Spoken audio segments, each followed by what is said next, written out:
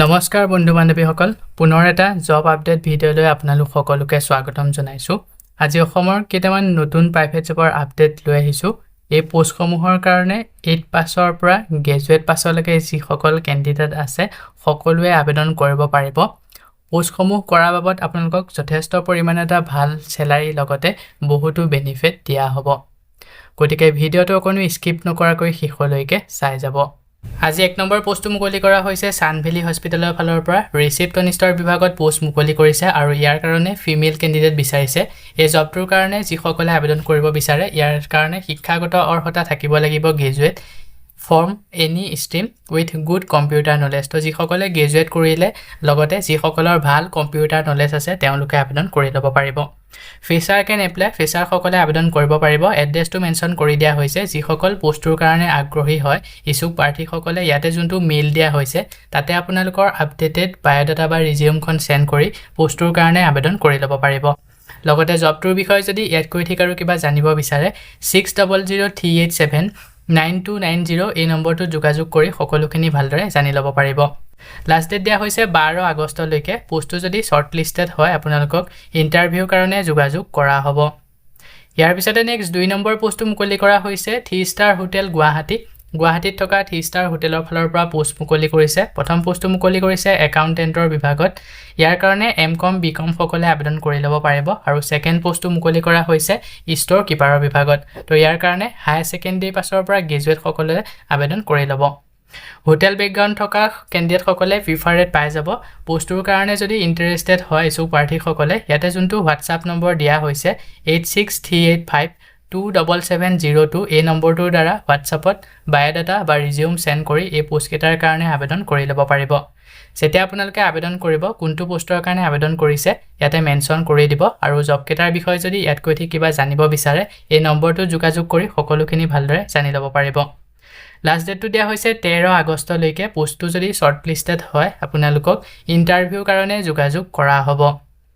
ইয়াৰ পিছতে next 3 number পোষ্টটো মুকলি কৰা হৈছে ডিষ্ট্ৰিবিউটৰ ফাৰ্ম কোম্পানী ফালৰ পৰা পোষ্ট মুকলি কৰিছে। প্ৰথম পোষ্টটো মুকলি কৰিছে জুনিয়ৰ একাউণ্টেণ্টৰ বিভাগত গুডাউন ইনচাৰ্জৰ কাৰণে আৰু ছেকেণ্ড পোষ্টটো মুকলি কৰা হৈছে ছিনিয়ৰ চেলছ এক্সিকিউটিভ ASMৰ বিভাগত।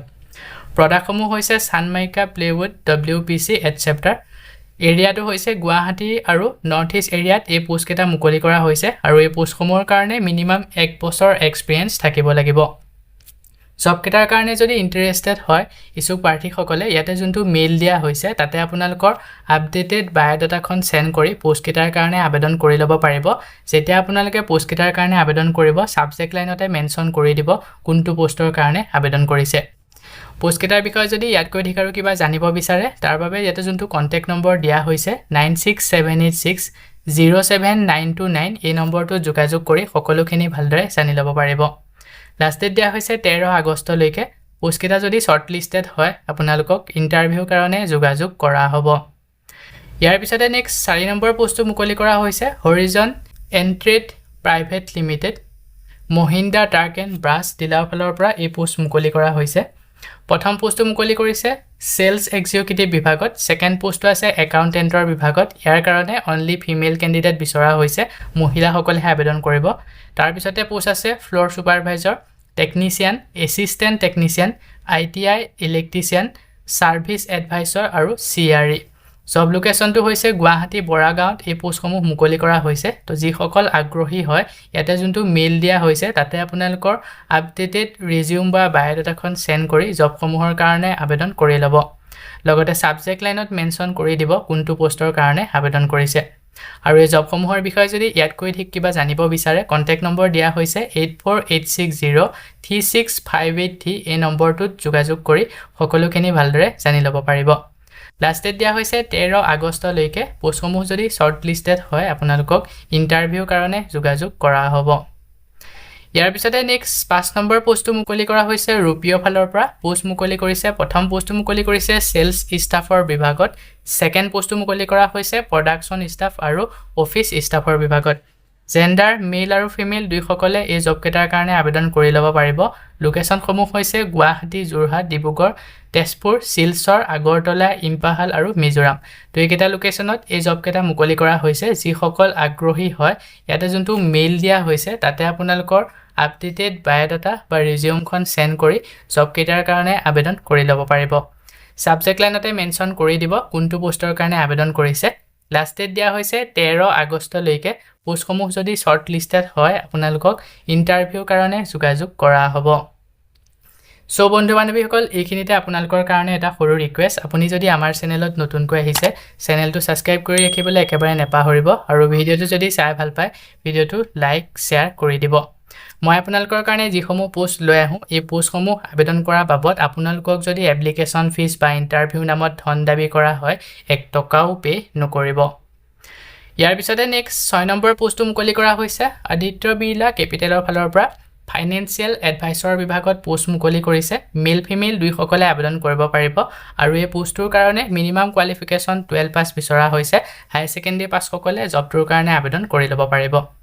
জব লোকেশ্যন আৰু পোষ্টিং লোকেশ্যনসমূহ ইয়াতে মেনশ্যন কৰি দিয়া হৈছে তেজপুৰ বালিপাৰা ঢেকিয়াজুলি উদালগুৰি নগাঁও বিশ্বনাথ চাৰিআলি আৰু গহপুৰ তো এইকেইটা লোকেশ্যনত এই পোষ্টটো পোষ্টিং কৰা হ'ব জবটো কৰাৰ বাবদ স্যালাৰি আপোনালোকক দিয়া হ'ব 17000 টকা প্লাস ইনসেন্টিভ পাই যাব 17000 টকাতকৈ এবভ স্যালাৰি আপোনালোকে পাব ইয়াৰ লগতে ইনসেন্টিভ দিয়া হ'ব জবটোৰ কাৰণে ওয়াক ইন ইন্টাৰভিউ লোৱা হ'ব ইন্টাৰভিউ ডেটটো মেনশ্যন কৰি দিয়া হৈছে 12 আগষ্ট তাৰিখে ইয়াৰ কাৰণে ওয়াক ইন ইন্টাৰভিউ ল'ব দুটা স্লটত লোৱা হ'ব প্ৰথম স্লটটো আৰম্ভ হ'ব 10:30 ৰ পৰা আৰু সেকেন্ড স্লটটো আৰম্ভ হ'ব 2টা বজাৰ পৰা ইন্টাৰভিউ লোকেশ্যনটো দিয়া হৈছে ইয়াতে যোনটো লোকেশ্যন মেনশ্যন কৰিছে এই লোকেশ্যনতে ইন্টাৰভিউ লোৱা হ'ব তো যিসকল আগ্ৰহী হয় ডেটৰ মতে ইন্টাৰভিউটো এটেন্ড কৰি আহিব যদি ভালদৰে দি পাছ কৰিব পাৰে এই জবটো কৰি থাকিব পাৰিব আৰু আপোনালোকে যদি এই লোকেশ্যনটো মেপত চাব বিচাৰে মেপৰ লোকেশ্যনো দিয়া হৈছে তাতে আপোনালোকে চাই মেপত চাই লোকেশ্যনটোত যাব পাৰিব ভিডিঅ'ৰ ডেসক্ৰিপচনত ইয়াৰ লিংকটো দিয়া থাকিব তাতে আপোনালোকে ডাইৰেক্ট ক্লিক কৰি লোকেশ্যনটো চাই ল'ব পাৰিব এই জবটোৰ কাৰণে আপোনালোকে এখন গুগল ফৰ্ম ফিল কৰি আগতীয়াকৈ এপ্লাই কৰিব লাগিব ইয়াতে যোনটো ক্লিক হেয়াৰ অপচন দিয়া আছে ইয়াতে ক্লিক কৰি জবটোৰ কাৰণে আবেদন কৰি ল'ব পাৰিব কেনেকৈ আবেদন কৰিব আপোনালোকক দেখাই দিম গতিকে ভিডিঅ'টো কমপ্লিট শেষলৈকে চাই যাব